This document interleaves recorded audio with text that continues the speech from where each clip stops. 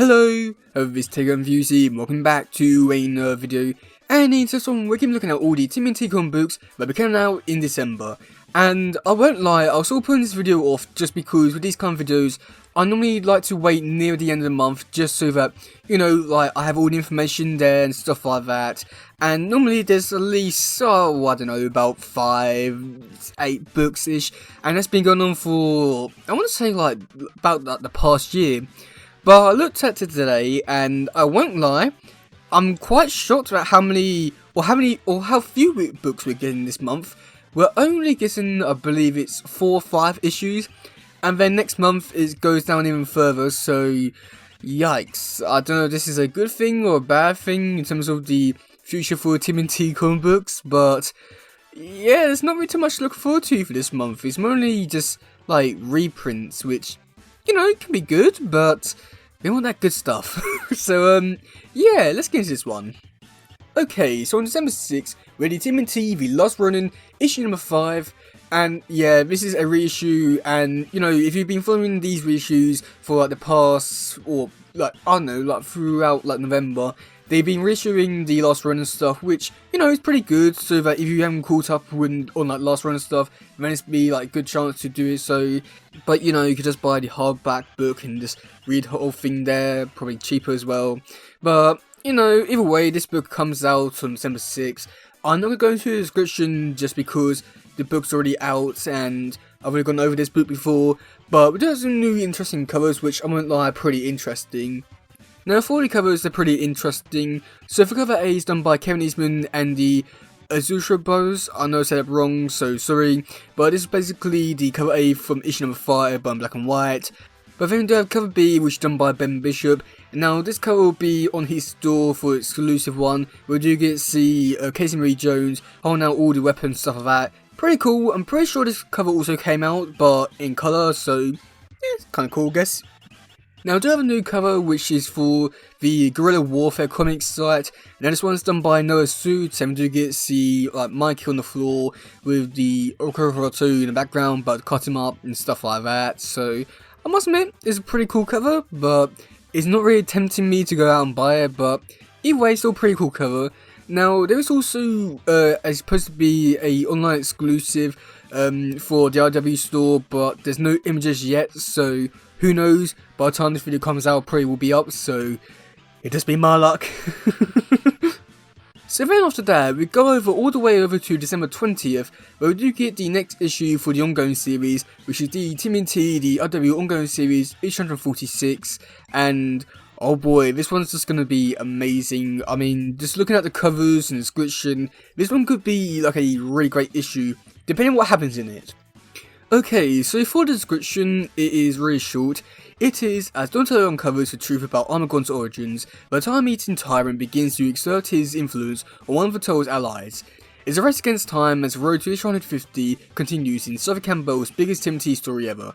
And, yeah, I don't have too much to really say about it. I mean, with the Donatello stuff, it just, I mean, I don't know what to really say because we found out about his origins in last issue, so I'll be interested to see what happens with, like, finding out new information there. And also, with the Armagon, like, exerting his influence on Toad's ally, I'm pretty sure we all know by now it's going to be Bob, but you never know, it could be someone else, but I doubt it, but yeah. Now, for the covers, we do have 6 covers so far. We've got one done by Vincenzo Frederick, who is the main artist for this current story arc. We've got one by Kevin Eastman and Sam Campbell, one by Riley Rosmo, and another one done by Jim Lawson, and I must admit, all of them do look really cool and really great and amazing. I don't know what to really say about these covers, just because each of them says so much about this issue, if they're actually all story, like, focused, and if they are, then, oh boy, it's going to be really interesting, but some of these covers I'm questioning a lot about the story, especially cover A with the future Leo stuff, but I guess we'll wait and see on what, like, it all really means with the future Leo and stuff, and yeah, I just don't know what to really say about it, but it's going to be an interesting issue to say the very least. So then going over to December 27th, we do have the TMNT, the Samurai Adventures, issue number 8, and this one, I mean, I won't lie, it's not going to be as good as issue number 7, with the whole thing with Shotacon and stuff like that, but either way, we do have one with Mr. Og, which I won't lie, I don't know anything about the character, so this will be my first introduction to this character, so I hope this issue is good. Okay, so for the description, it is, once upon a time, the TMNT encountered Mr. Og, a card-carrying trickster type from an alternate dimension. Now he's back and he's no more Mr. Nice Guy, as Mr. Og charges the Turtles with a crime that they are most definitely guilty of, and Raphael is guiltiest of them all. It's all extra-dimensional accusation of a meta kind, with some kind of bonus extraterrestrials to boot in the form of Wingnut and Screwloose. All in this issue are Sailor Moon adventures. So, yeah, I mean, it sounds like it's going to be a pretty interesting issue with what they're going to be doing in this one. I mean, bringing back Wingnut and Screwloose, that could be, yeah, I don't know what to really say about that. I think that can go either way, but, yeah. Now, the thing with what Raph is being accused of, actually, it has been somewhat spoilt. I found out about it in the Travis Helm interview I did with him, so if you want to find out what it is, go look at that interview. It will reveal what it is. So, you know, go there. I'm not going to say what it is, just in case. So, yeah. But then we do have some covers. We've got cover A done by Sarah Meyer. And this one looks really great and amazing. And with what it is, with what Raph is being accused of, it does make sense. And I think that this one is like really creative with how, you know, all the like lettering with the like title and all that. I think that's really creative how Sarah Meyer is able to change it around. That's pretty cool. And we do have cover B, which is done by Travis Helm, and again, this one's really great and amazing, where it's able to combine so many different things from the 87 Turtles with the, like, you know, like the Playmates toys, some game stuff in the background, a really creative, like, cover, like, so many references, yeah. And then, I must admit, this one was one which I was not expecting to see, but we do have one done by the Osage brothers, the ones who done the Last Ronin stuff, which, yeah, I mean, I was not expecting to see, like, their art style for this version of Turtles. But surprisingly, it does work really well, and, yeah, I don't know what to really say about it. It just works for some reason. It looks great. So then for the final issue, and that's coming out on December 27th, we do have the TMNT, the Mighty Morphin Power Rangers, and TMNT Volume 2, Issue Number 1, Black and White Edition. Ah, yeah, that's a very long title. And yeah, so from the looks of things, they're just reprinting the issue number 1 from the volume 2 of the Power Ranger crossover, which I have nothing against. They're just being blatantly honest about it. But the description says otherwise, and I do have to wonder a lot of stuff about it. So the description for this one, and it's not really so much of a description of the actual issue itself. I want to say it's more like I'm just taking a piss out of this bit here, just because when you read it, you understand why. So for this description, they put bullet points, which I think is interesting. So for the first bullet point, it is, return to one of the most amazing team-ups events of all time in this stunning black and white edition. Okay, let's break that down a little bit first. So, is this really the most amazing team-up event of all time? I feel that's up for debates. The black and white edition basically means that they're trying to cut costs on, like, printing. So, you know.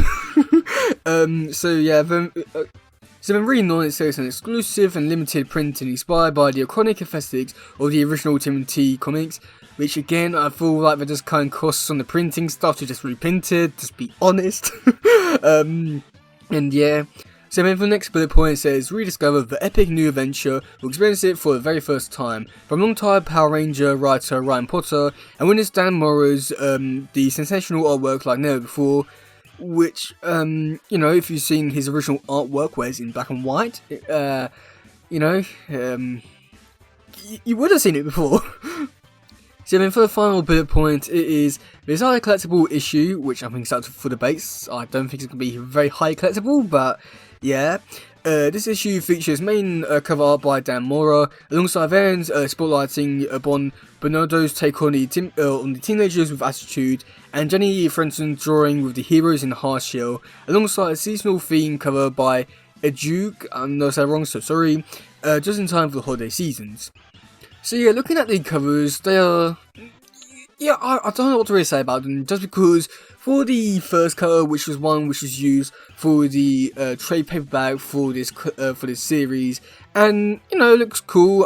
I'm not sure how well it works with all the blues and all that, the blacks and all that. I don't think that works too well for this cover. I do prefer the original, but it is what it is.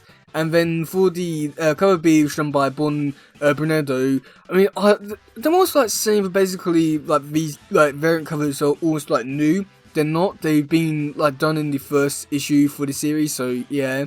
But I won't lie, the cover is cool.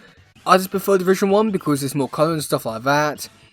And the cover C, we'd have another one done by Jamie Frenson, which was the same one from issue number 1 from this series, but without colour. And then for the last one, we do have one done by Ijuku. I know I said it wrong, so sorry. But, this artwork for this issue, or cover, looks so amazing and great, like an anime type thing for all the characters. It works somehow. I don't know how to describe it, but I'd like to see this artist come back and do some Toe stuff, as I really like that art style, like anime, cartoony, sort of realistic with the colouring, but yeah, it's just an amazing cover, and I really want to pick this one up because it looks so great and amazing. Yeah, let me know in the comment section below with about all these comics coming out. Are you looking forward to them? Are you not?